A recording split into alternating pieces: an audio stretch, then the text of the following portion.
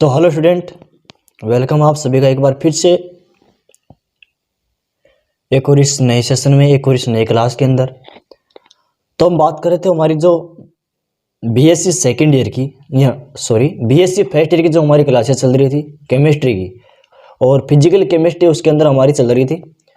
उसके अंदर मैंने आपको फर्स्ट और सेकेंड यूनिट कंप्लीट करवा दी है, गैसेज स्टेट वाली और आपकी लिक्विड स्टेट वाली। ठीक है, अब जो मैंने शुरुआत कर रखी है किस चीज़ की, आपकी जो थर्ड यूनिट आपकी किसकी, जो सॉलिड स्टेट वाली आपकी ठोस अवस्था वाली, उसकी मैंने आपकी स्टार्टिंग कर रखी है। तो आज ये क्लास शुरू होने से पहले आपको एक छोटी सी बात बता देता हूं कि आज की क्लास के अंदर 2 क्लासों का कंटेंट मैं एक साथ लेकर आया, यानी कि थोड़ी क्लास लंबी हो सकती है, लेकिन मैंने सोचा कि थोड़ा सा सिलेबस आपको जल्दी करवाया जाए ताकि आप अच्छे से एग्जाम में अपना परफॉर्मेंस दे पाएँ। ठीक है, तो 2 क्लासों का 2 सेशंस का शेड्यूल मैं एक साथ एक ही क्लास के अंदर आपको करवाऊंगा आज से। ठीक है, तो आराम से वीडियो को देखना, आराम से समझना है, आराम से पेन और कॉपी साथ लेकर के बैठना और आराम से चीज़ को नोट करना है। ठीक है, जल्दी किसी भी चीज़ की नहीं है। ठीक है, तो शुरुआत करता हूँ आज के सेशन के। आज सेशन के अंदर हम क्या पढ़ने वाले हैं, कल की क्लास में मैंने क्या बताया था आपको, कल मैंने आपको बताया था क्रिस्टलीय ठोस क्या होते हैं। कल के सेशन में मैंने आपको बताया था क्रिस्टलीय ठोस क्या होते हैं, क्रिस्टलीय ठोस क्या होते हैं, उनके बारे में मैंने कल की क्लास के अंदर डिस्कशन किया था अच्छे से।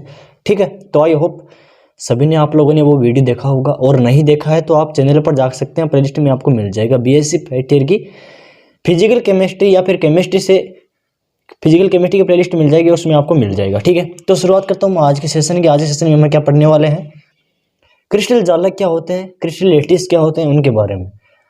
ये तो आपका इंट्रोडक्शन। जो आज का हमारा नेक्स्ट टॉपिक है सॉलिड स्टेट का, वो क्या है, क्रिस्टल जालक किससे कहते हैं। तो देखना ध्यान से, जब किसी क्रिस्टलीय ठोस में या फिर उसकी आंतरिक संरचना में अणु, परमाणु या आयन एक विशेष अवस्था या व्यवस्था द्वारा बिंदु के रूप में व्यवस्थित रहते हैं, या फिर त्रिविम आकाश, इस प्रकार की नियमित ज्यामितीय व्यवस्था को ही क्रिस्टल जालक कहते हैं। कुछ समझे आप, एक बार फिर से समझना। जब किसी क्रिस्टलीय ठोस में या फिर उसकी आंतरिक संरचना में अणु, परमाणु या आयन एक विशेष व्यवस्था द्वारा बिंदु के रूप में व्यवस्थित होते हैं, यानी कि आयन, परमाणु जो भी होते हैं वो क्या होते हैं, एक विशेष व्यवस्था द्वारा एक बिंदु के रूप में किसी क्रिस्टल में व्यवस्थित रहते हैं। ठीक है, उसकी आंतरिक संरचना में व्यवस्थित रहते हैं। इस संरचना को ही, उस व्यवस्था को ही क्या कहेंगे हम, क्रिस्टल जालक कहते हैं। ठीक है, आगे देखिए। अब इन 3 या फिर 2 आपकी जो भी शेप है, इनको आप ध्यान से देखना। इसमें क्या बता रखा है, क्रिस्टल जालक के बारे में इसमें बताया है। आप इसको देख सकते हैं, इस शेप के अंदर मैंने आपको एक त्रिभुज बताया है। इसके अंदर देखना, जैसे मैंने इसको ऐसे विकेंड डाले कोने मिला करके, तो ये भी त्रिभुज बनेगा, ये भी त्रिभुज, ये भी त्रिभुज, जैसे इसको काटा तो भी त्रिभुज बनेंगे, यानी कि सेम आकृतियों से मिलकर के बने हैं। और जहां पर जो ये आपको दिखाई दे रहा बिंदु, ये बिंदु, छोटे छोटे बिंदु, ये सेम आकृतियों को मिलाने वाले बिंदु है। ये बिंदु ही आपके जालक बिंदु है। ठीक है, और जो ये टोटल मिला हुआ जो बना हुआ है, ये आपका क्रिस्टल जालक है। ठीक है, इसमें देखिए एक बार, और इसी प्रकार इस दूसरे में देख लीजिए आप। इस दूसरे में क्या है, इसमें है आपका सेम इसी प्रकार से इसमें भी व्यवस्थित रहेगा, ये आपके बिंदु रहेंगे। ठीक है, क्रिस्टल में अब इसमें थोड़ा सा समझना आपको ध्यान से कि क्रिस्टल में अवयवी कणों की त्रिविम व्यवस्था में प्रत्येक कण को एक बिंदु द्वारा, त्रिविम व्यवस्था में एक क्रिस्टल में अवयवी कणों की त्रिविम व्यवस्था से प्रत्येक कण को एक बिंदु द्वारा दर्शाया जाता है। किसके द्वारा दर्शाया जाता है, आपका बिंदु द्वारा दर्शाया जाता है। ठीक है, जिसे क्या कहते हैं, आपका जालक बिंदु कहते हैं। उसको ही क्या कहेंगे हम, जालक बिंदु कहेंगे। अब आगे देखिए, इन बिंदुओं को सीधी रेखा के द्वारा जोड़ दिया जाता है। अब जो बिंदु हमारे पास में प्राप्त होते हैं, आपको दिखाई दे रहा होगा इन शेप के अंदर, आकृति के अंदर जो भी ये बिंदु है, इनको सीधी रेखाओं के द्वारा जोड़ दिया जाता है। मैंने इसको सीधी रेखा के द्वारा जोड़ रखा है। ठीक है, जोड़ दिया जाता है, जिससे कि जालक की ज्यामिति को व्यक्त किया जा सकता है। उससे क्या होता है, जैसे ही इन बिंदुओं को हम सीधी रेखाओं के द्वारा जोड़ते हैं तो क्या होता है, जालक की ज्यामिति बनती है, और इससे ही जो ज्यामिति होती है, उसकी आकृति होती है, उसको व्यक्त कर सकते हैं। ठीक है, अब वैज्ञानिकों के अनुसार, है ही नाम के वैज्ञानिक थे या फिर वैज्ञानिकों के अकॉर्डिंग बता दूं आपको, उन्होंने कुछ टाइप्स बताए थे जालकों के, कि जालक कितने प्रकार के होते हैं। मोस्टली जो जालक होते हैं आपके 3 प्रकार के बताए हैं। ठीक है, वो कौन कौन से होते हैं उसके बारे में आप डिस्कशन करेंगे, हम थोड़ा अच्छे से समझना, ध्यान से देखना है। पहला इसमें आता है आपका एक विमीय जालक, यानी कि 1 डायमेंशन। ठीक है, वही 1 डायमेंशन के बारे में हम पढ़ेंगे लेटेस्ट। ठीक है, तो ये क्या होता है, जब अवयवी कणों की पुनरावृत्ति एक सरल रेखा में होती है। सिंपल सा है इसके अंदर तो, कि जब अवयवी कणों की पुनरावृत्ति क्या होती है, एक के बाद में पुनरावृत्ति होती है, तो वो किस अकॉर्डिंग होती है, एक सरल रेखा में होती है। एक सरल रेखा में होती है अवयवी कणों की पुनरावृत्ति। ठीक है, दूसरा है आपका, वो तो आपका हो जाएगा एक विमीय जालक। दूसरा पॉइंट है आपका द्विविमीय जालक। क्या होता है, जब इन बिंदुओं का समूह है, जब इन बिंदुओं का समूह है किसी तल या समतल में बार बार दोहराया जाता है। जब क्या होता है, जब इन बिंदुओं का समूह है किसी तल में, ये किसकी बात कर रहा हूं मैं, ध्यान से देखना, द्विविमीय जालक की बात कर रहा हूं मैं, कि जब इन बिंदुओं का समूह है तल या समतल में बार बार दोहराया जाता है, यानी कि बार बार इसकी पुनरावृत्ति की जाती है, तो इसे द्विविमीय जालक कहते हैं। कौन सा हो जाएगा आपका, 2D डायमेंशन हो जाएगा, 2 डायमेंशन आपका हो जाएगा, जालक हो जाएगा, लेटेस्ट हो जाएगा। ठीक है, इसको देखिए, ये आपका 1 डायमेंशन वाला है, ये भी आपका 1 डायमेंशन वाला है, ये भी आपका 1 डायमेंशन वाला है। जैसे ही इनको व्यवस्थित कर देते हैं, बार बार दोहरा रहे हैं, और फिर इसको मिलाएंगे, तो हमारे पास में क्या बन के आएगा, आपका 2 डायमेंशन लेटिस बन के आएगा, द्विविमीय जालक बन के आएगा। ठीक है, यह आपका द्विविमीय जालक हो गया। अब आगे देखिए, जो आपका त्रिविम जालक क्या होता है उसके बारे में। अब हमारा थर्ड है इसमें आपका त्रिविम जालक, स्पेस लेटिस क्या होता है उसके बारे में देखना। त्रिविम जालक किसे कहते हैं, यदि कणों की पुनरावृत्ति बार बार एक त्रिविम में होती है, यानी कि एक ऐसी संरचना में होती है जिनको मिलाने पर कोई घनीय प्रकार की संरचना या फिर कोई भी एक विशेष प्रकार की संरचना प्राप्त है, यानी कि वो त्रिविम में जैसे हम उसको दोहराएंगे तो हमारे पास एक विशेष संरचना प्राप्त होगी। ठीक है, तो इसको सिद्धांत समझना कि यदि कणों की पुनरावृत्ति बार बार एक त्रिविम में होती है तो प्राप्त जालक त्रिविम कहलाता है। क्या कहलाता है आपका, त्रिविम जालक कहलाता है। जिसको इसको मैं दिखा सकता हूं आपको। जैसे ही मैंने यहाँ पर 2 फलकों की पुनरावृत्ति की, जैसे इनको मिलाया तो हमारे पास में एक घन मिला, एक क्यूब मिला। ठीक है, ऐसे ही त्रिभुज का हो गया। ठीक है, इसमें भी यही हो गया, सेम इसका आपका स्ट्रक्चर प्राप्त हुआ है। इसमें आपकी ये भुजा ए हो जाएगी, ये बी हो जाएगी, ये सी हो जाएगी। इसको मैं इससे नोट करूंगा, यहाँ पर जो ये वाली भुजा ना, ये ए बी सी रहेंगी, ये भी ए बी सी रहेंगी। ठीक है, इसमें आपकी ये वाली ए बी सी हो जाएंगे।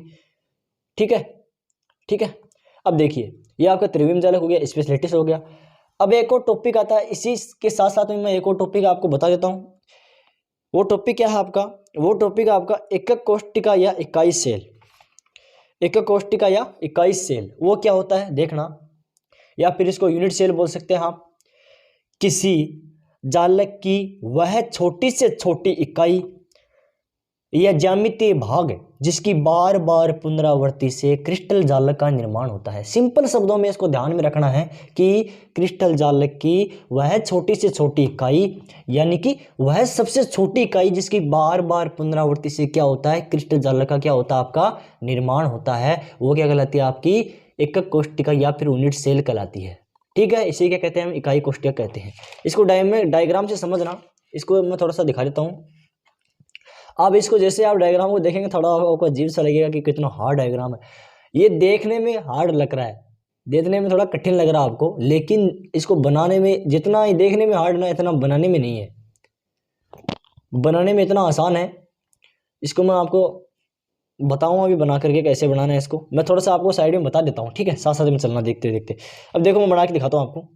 इसमें आपको सिंपल है, पहले क्या करना है, पहले आपको ऐसा बॉक्स बना लेना है। ठीक है, ये भी आपका यानी कि सिंपल पहले क्यूब बना लेना आपको। ये तो आपको सबको आता है, क्यूब बनाना तो आपको सबको आता है। ये आपका क्यूब बना लेना आपको, सिंपल है, क्यूब तो सबको बनाना आता है। अब देखना, अब इसमें क्या करना, जो मिड पॉइंट है ना, इसको आधा आधा कर देना है। सेम इसको आधा आधा कर देना आपको। इसको भी आधा कर दिया, इसको भी आधा कर दिया, इसको भी आधा कर दिया, सबको आधा आधा कर देना, ठीक है। और जो ऊपर वाले फलक है इनको भी आधा आधा कर देना, इनको भी आधा कर दिया, इनको भी आधा कर दिया, इनको भी आधा कर दिया और इनको भी आधा कर दिया। ये हो गया। अब जो यहाँ पर बिंदु है इस पर नोट कर देना आप, ऐसे ऐसे ऐसे ऐसे ऐसे ऐसे ऐसे ऐसे, जो भी आपके पास बिंदु प्राप्त हुए उनको ऐसे नोट करना है।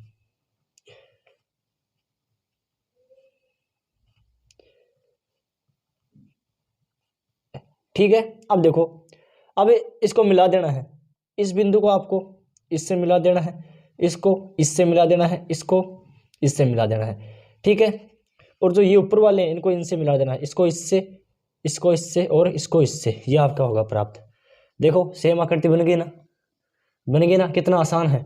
इसको आपको ऐसे बनाना है, ये आपकी हो जाएगी, क्या हो जाएगी, एक कोष्ठिका। ये में एक कोष्ठिका क्या होगी इसमें वो देखिए, ये तो क्या आपका क्रिस्टल जालक है, बार बार पुनरावृत्ति से मैंने क्रिस्टल जालक का निर्माण किया है। अब यहाँ पर मैं सिर्फ एक को ले लूँ, देखो यहाँ पर एक सिर्फ एक बॉक्स ले रहा हूँ मैं, ये आपका एक क्यूब है। यहाँ से देखो, यहाँ पर ये देखो आपको दिखाई दे रहा है, ये वाला एक क्यूब है, ये सिर्फ एक क्यूब है। ये आपकी जो है एक सिंगल है, यूनिट सेल है, ये आपकी इकाई कोष्ठिका है, ठीक है। ये बी, ये ए और इसकी सी हो जाएगा, ठीक है। ये तो थी आपकी इकाई कोष्ठिका। अब आगे देखो, अब इकाई कोष्ठिका के प्रकार आते हैं। इकाई कोष्ठिका के प्रकार कौन कौन से होते हैं वो देखिए। इकाई कोष्ठिका के प्रकार, अब इकाई कोष्ठिका को भी कितने भागों में बांटा गया है, 3 भागों में बांटा गया है, ठीक है। ऐसे ऐसे दिमाग मत लगा लेना कि क्रिस्टल जालक को भी 3 भागों में बांटा गया, कोशिका को 3 भागों में, ऐसे नहीं होता है। इनके कोई तरीका होता है, इसके अकॉर्डिंग इनको बांटा गया है 3 भाग में। 3 भाग में आप देखना कौन कौन सा होता है। पहला आपका होता है सरल, यानी कि एस सिंपल, सिंपल क्यूब यानी कि सरल जालक। इसमें क्या होता है, जब इकाई कोष्ठिका में जालक बिंदु घन के कोनों पर अवस्थित होते हैं। अब क्या होता है इसमें, जो इकाई कोष्ठिका में जो जालक बिंदु होते हैं ना, वो सिर्फ जो आपका क्यूब होता है, जो घन होता है, उसके कोनों पर स्थित होते हैं। यानी कि देखो एग्जाम डायग्राम दिखा रहा हूँ आपको, इसके कोनों पर जो आप यहाँ पर ये नहीं करो, थोड़ा सा गलत है यहाँ पर, मिस मैंने ऐसे लगा लगे, गलती से हो गया, ठीक है। ये आपका घन के कोनों पर जिसमें पॉइंट स्थित रहेंगे, जालक बिंदु घन के कोनों पर स्थित रहेंगे, वो आपका क्या कहलाएगा, एससीसी यानी कि सरल जालक कहलाएगा आपका, ठीक है। ये आपका सरल जालक हो गया। इसमें एक जालक बिंदु का योगदान 1/8वां भाग होता है। अब जो एक आपका जिसमें एक जालक बिंदु होता ना, इसका योगदान इस संपूर्ण आकृति में कितना होता है, 1/8 भाग होता है। कितना होता है, 1/8वां भाग इसका योगदान होता है। इसकी एग्जाम्पल बात करूँ मैं, कॉपर Ag। अब इसमें जो कणों की संख्या वो कितनी होगी आपकी, कुल कणों की संख्या जैसे हम ज्ञात करेंगे, तो घन में कितने कोने होते हैं, 8, तो 8 गुणा एक कोने का कितना योगदान होता है, 1/8, तो 8 गुणा 1/8 बराबर में कितना कण हो गया, 1 कण, यानी कि कुल कणों की संख्या कितनी है, ये टोटल कितना आपका 1 कण है, ठीक है। अगला हमारा टाइप आता है आपका फलक केंद्रित FCC।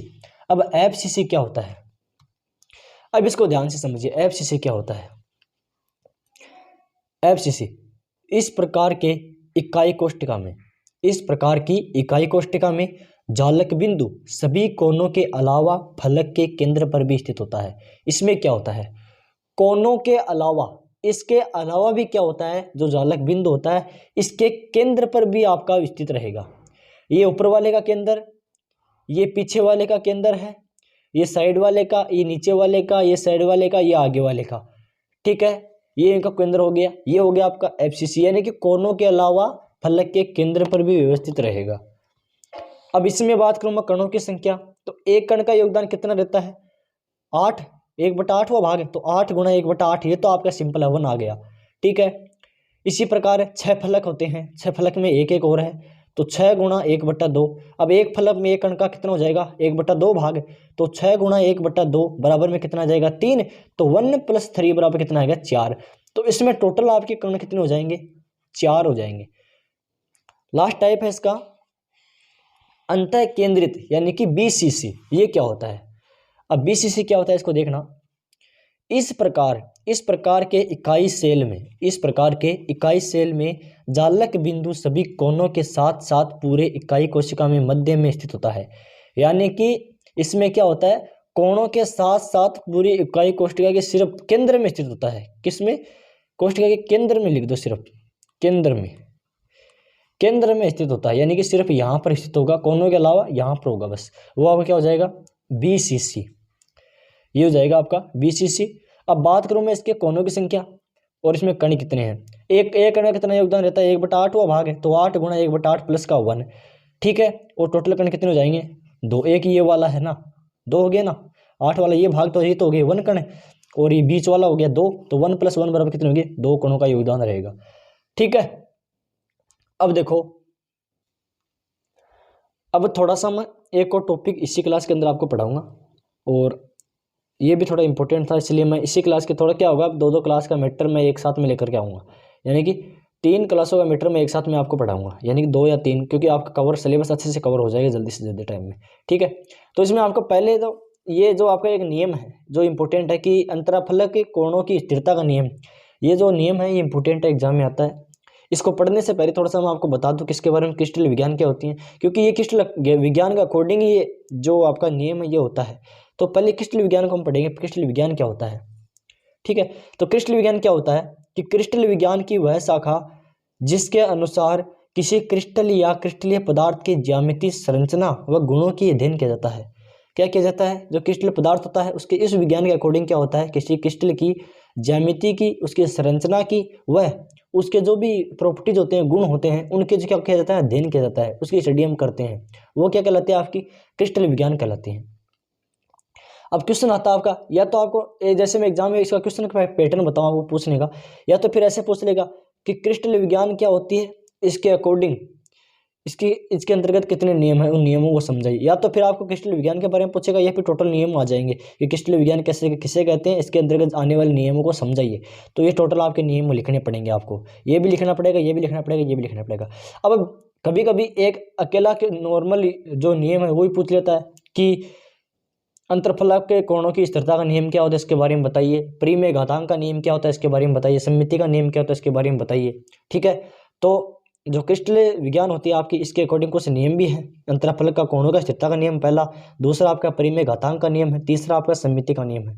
इसमें मैं आज की क्लास के अंदर आपका लास्ट है जो पहला अंतराफलक कोणों की स्थिरता का नियम मैं बता दूंगा, और आगे के दो नियम हैं आपके परिमेय घातांक का नियम और सममिति का नियम, ये आगे की 2 क्लास में लेकर के आ जाऊँ, उसमें एक साथ में करवा दूंगा। तो आज का जो हमारा है वो है अंतराफलक कोणों की स्थिरता का नियम, वो उसको ध्यान से देख लेना, इसमें क्या होता है। ये थोड़ा सा मैंने यहाँ पर सटीक लिख दिया है, ठीक है, समझ आना, लेकिन समझ में आ जाता है, कोई दिक्कत नहीं, समझ में आ जाएगा आपको। देखिए अंतराफलक कोणों की स्थिरता का नियम क्या होता है। इसमें आपको 2 आकृति दिखाई दे रही होंगी, इसमें आपको 2 आकृति दिखाई दे रही है, एक तो ये वाली, एक छोटी है, एक बड़ी है। आप कहीं ये सोच रहे हैं कि एक छोटी बना दी एक बड़ी बना दी, मैंने ऐसे अच्छा दिखाने के लिए बनाया, नहीं, ऐसा इसमें रीजन है। अब जो ये वाली आपकी परफेक्ट क्रिस्टल है, इसको अच्छे से पूरी रूल रेगुलेशन लगा करके नियमित बनाया गया है, और इसको ऐसे ही जैसे उठा के रख दिया, मतलब कि जैसा था उसको वैसा का वैसा उठा के रख दिया। ये थी आपकी रिपीटेड ग्राउंड क्रिस्टल, यानी कि बनाई गई ऐसे उठा के रख देने वाली आकृति है, ये परफेक्ट क्रिस्टल है, इसको पूरा रूल रेगुलेशन के साथ ही बनाया गया है, ठीक है। अब देखो इस नियम के बारे में, यह नियम सन 1667 में एन स्टेनो ने दिया था। किसने दिया था, एन स्टेनो ने दिया था, इसलिए इसे स्टेनो का नियम भी कहते हैं। इस नियम को क्या कहते हैं, आपका स्टेनो का नियम भी कहते हैं। क्वेश्चन एग्जाम में ये भी आ सकता है कि स्टेनो का नियम लिखिए, स्टेनो का नियम किसे कहते हैं, या फिर स्टेनो के नियम के बारे में समझाइए, ठीक है। तो आपको यही लिखना है, भ्रमित नहीं होना है कि स्टेनो का नियम क्या होता है। अंतराफलक कोणों की स्थिरता का नियम का दूसरा नाम क्या, आपका स्टेनो का नियम है, ठीक है। क्रिस्टल विज्ञान का सबसे पहला नियम यही दिया गया था। जो क्रिस्टल विज्ञान आपकी क्रिस्टल साइंस है, उसका पहला नियम आपका यही दिया गया था, जो स्टेनो का नियम है यही आपका पहला नियम था, ठीक है। इस नियम के अनुसार क्या होता है, इस नियम के अनुसार भिन्न भिन्न विधियों से प्राप्त क्रिस्टल का आकृति भिन्न भिन्न हो सकता है। जैसे मैंने आपको बताया ये भिन्न भिन्न विधियों से प्राप्त है, ये तो एक तो हमने ऐसे रख दिया है, एक इसका रूल रेगुलेशन की सहायता से बनाया है, एक दूसरी विधि से और एक ऐसी विधि से, लोकल विधि से, और ये फिर मैकेनिज्म विधि से, यानी कि इसको हम अपने रूल रेगुलेशन के अकॉर्डिंग रखेंगे, और ये अपने लोकल विधि से, यानी कि जैसा था वैसा वैसा रख दिया, ठीक है। इस नियम के अनुसार भिन्न भिन्न विधियों से प्राप्त क्रिस्टल का आकृति भिन्न भिन्न हो सकता है, लेकिन अंतराफलक कोणों का मान समान होता है। अब आपको यहाँ पर एक चीज कॉमन दिखाई दे रही होगी, आकृति भिन्न होगी, बेशक छोटी बड़ी होगी, लेकिन यहाँ पर जो देखिए कोण एंगल है इसका मान यहाँ पर सेम रखा है मैंने, 120 डिग्री 120 डिग्री, ये क्या है आपके स्थिर कोण है। यानी कि आकृति चाहे कैसी भी हो, भिन्न भिन्न हो, लेकिन जो अंतराफलक कोण होता है अंदर का, वो कोणों का मान हमेशा क्या होता है, समान होता है।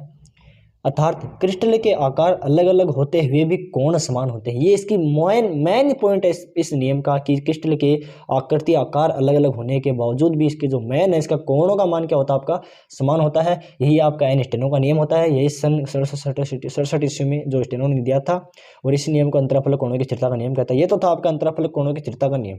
आगे के पॉइंट बचे 2, परिमेय घातांक का नियम और सममिति का नियम। ये मैं अगली क्लास में आपके लिए लेकर आऊंगा। तो आई होप सभी को अच्छे से समझ में आ गया होगा। वीडियो कैसा लगा कमेंट करके जरूर बताना और चैनल को सब्सक्राइब नहीं किया सब्सक्राइब कर लीजिए। बेल आइकन है पास में उसको नोटिफिकेशन ऑन कर देना ताकि आपको जैसे मैं क्लास डालूँ उसका नोटिफिकेशन आपको मिल जाए। Thanks for watching this video.